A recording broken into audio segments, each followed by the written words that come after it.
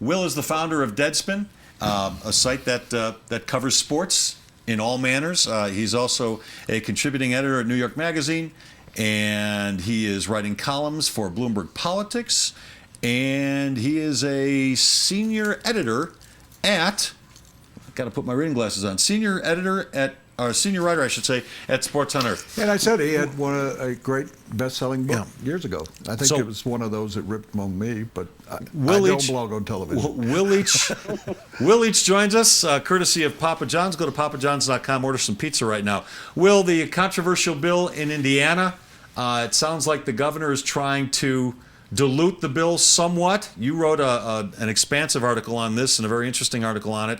And I'm wondering, do you think diluting this bill will turn people's heads at all, or do we think that the bill needs to go altogether? Certainly it can't hurt.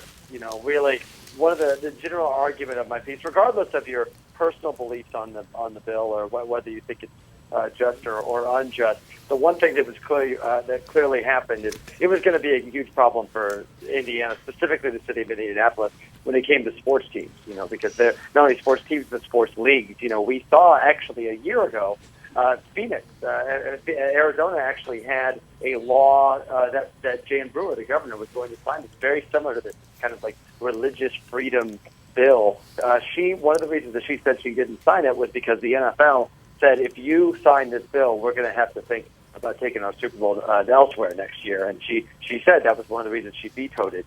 In the world of sports, it's very strange to think, and you guys have covered sports for a long time, so you know how it is kind of strange to think how sports, which is always one of the places that's been very kind of behind on issues of LGBT rights and so on, has actually become really a leader, a progressive leader, really, in the world now, because Indianapolis is a town.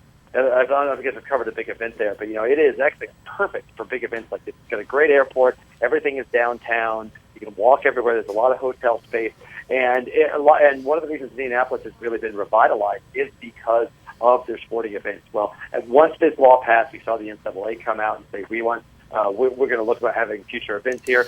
Indianapolis was actually on the table to have a future Super Bowl because the last one went so well. That's gone now.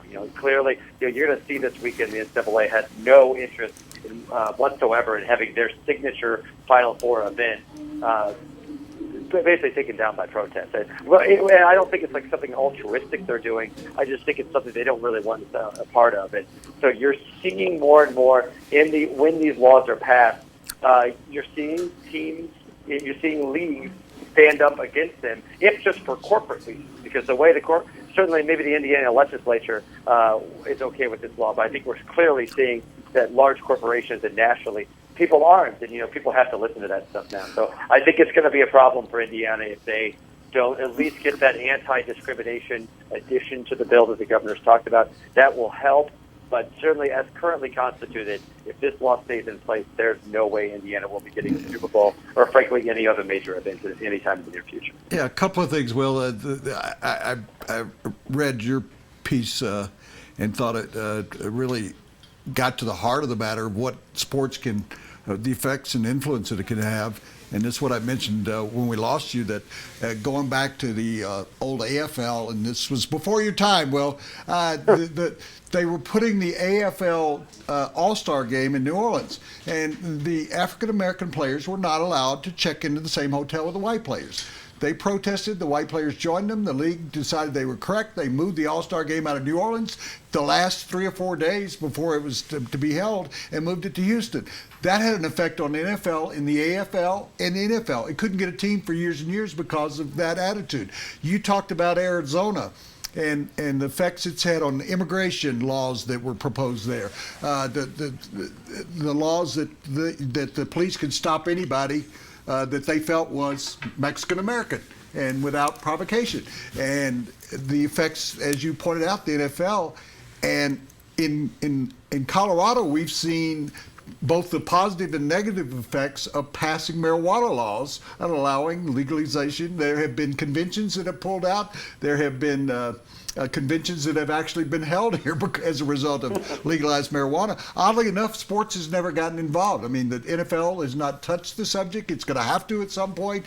But you bring up the interesting point of what's going on in Indiana, that sports can have, and I guess I would ask you, long-winded start to that, but is that right that sports should have that much influence? Is it right that conventioneers should have that much influence? Is it right that businesses around the country have that much influence on what's going on with states' rights?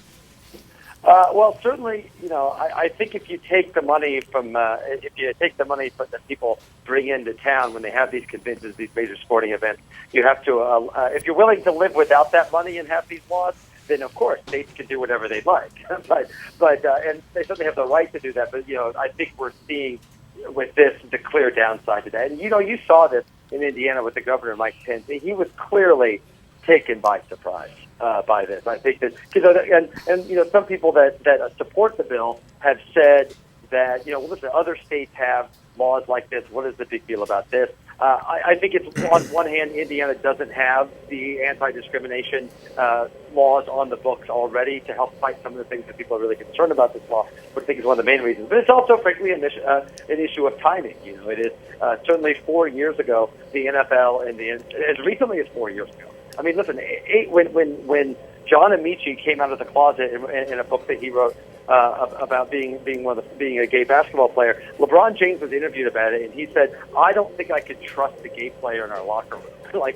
Obviously, when Jason Collins came out, LeBron James didn't say that. He was a lot more supportive. The atmosphere has changed dramatically in sports, even in the last 4 years. So timing is an issue because right now it is bad business. Regardless of, and listen, many people have said that there's been arguments made that maybe one of the reasons Michael Sam did not make a team was because there's still some issues with this in the NFL. We're certainly not trying to claim that, and that may or may not be true, but I don't think anyone would claim that the NFL is somehow is the Nation magazine or Mother Jones or it's probably some far major progressive organization. But they do listen to money. And then somebody listens to money, and clearly, regardless of politics, this is not really even a political issue for them. It is a financial one. They just cannot have there's so much money in sports now, and these things are so high stakes. They simply cannot afford to have one of their signature moneymakers messed up by protests and fights over this law. So. To me, it's interesting. One of the things I wrote about in the piece, the next state to worry about this is Georgia. I was going to bring that up, but it seems like there are going to be more battlegrounds ahead. Well, Arkansas is in the middle of it right now, too. Georgia with the new stadium there, trying to attract events, major sports events, Super Bowls again. And I don't think this is the end of it. Do you? Yeah, I think Arkansas, I think it will be less of an issue just because I don't think Arkansas will be hosting a lot of major national events. So certainly this could be something that if the NCAA wants to host any sort of non-revenue sport championship in Arkansas, or if the SEC wants to have some sort of smaller tournament in Arkansas, this will be an issue for them. I won't be because it looks like the governor is not going to sign the law. But he has to keep these things in mind when he makes these decisions. And I mentioned, you mentioned Georgia. Georgia is the next big flashpoint because Georgia does have a law that's actually made it through the Senate, and the House just closed down its session, so it looks like it's tabled to the next discussion. But there's a representative named Josh McCoon who has basically come out, and he's trying to get almost the exact same law that was passed in Indiana. He's trying to get that through Georgia. Now, it's bad enough for Indianapolis that Indiana is pushing that law through. Atlanta is building a massive, crazy-looking new stadium. If you see it, it's a wild, massive stadium. They plan on making Atlanta a major sports hub in the way that New Orleans, like Indianapolis now gets a few events. Atlanta wants to be New Orleans. They want to be Dallas, or Fort Arlington. They want to be a place that hosts these big, huge events. And they want to get a Super Bowl. They want to get the national championship game. They want to get the Final Four. They want these things. They want to get the Gold Cup. They're hoping someday to be the center of a World Cup type of pitch. But if this law is on the books, they can say goodbye to all of that. Because that's just not the way it's going to work now. And you can argue whether that's right or whether it's wrong or not. But money talks now, and And that's something that that people have to listen to. Well, it's not just money that's talking, Will. It's sports teams, it's sports individuals. And I'm just wondering, in your opinion, what's encouraged sports individuals in particular to become as activist as they have become, and why do we listen to them?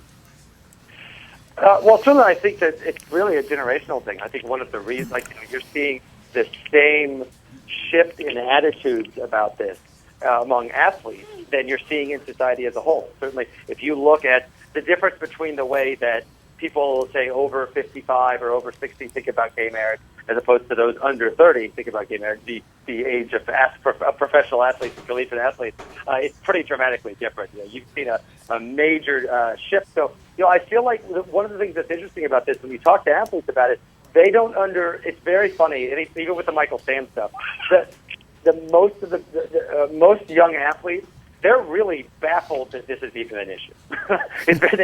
Most of them have played with gay athletes before, whether it's been in high school or college or just had friends. This is not something that's unusual to them, and to them it feels archaic. It feels like this old conversation that is going to die out any minute now, and it's really just kind of these old people kind of hanging on to that idea, and which to me I think speaks to how quickly so much of this has changed, and attitudes have shifted so much. So I think that's why you're seeing players speak out, because frankly, I don't think they really think of it as speaking out. I don't think that they think they're saying anything particularly controversial. And when it comes to sports league, to me, it is really just a matter of it's just good business. At this point, the national conversation has shifted so dramatically on this issue that the idea of supporting anything that's exclusionary to anyone of any of race, creed, persuasion, sexual orientation, anything along that regard, is just not it's just not something that's really considered acceptable in today's corporate world.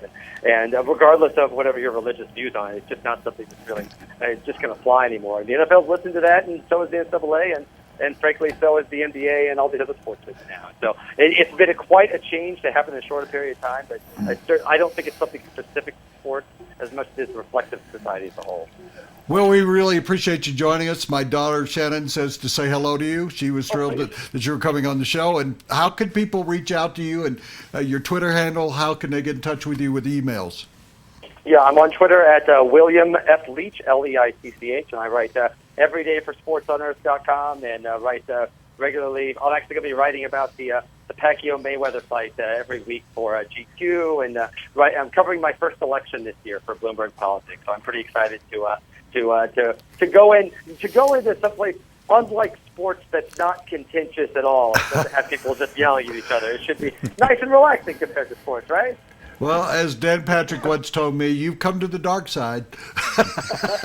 Will, thanks for your Will. time. Of course. Thanks for having me. Will Leitch, the founder of Deadspin.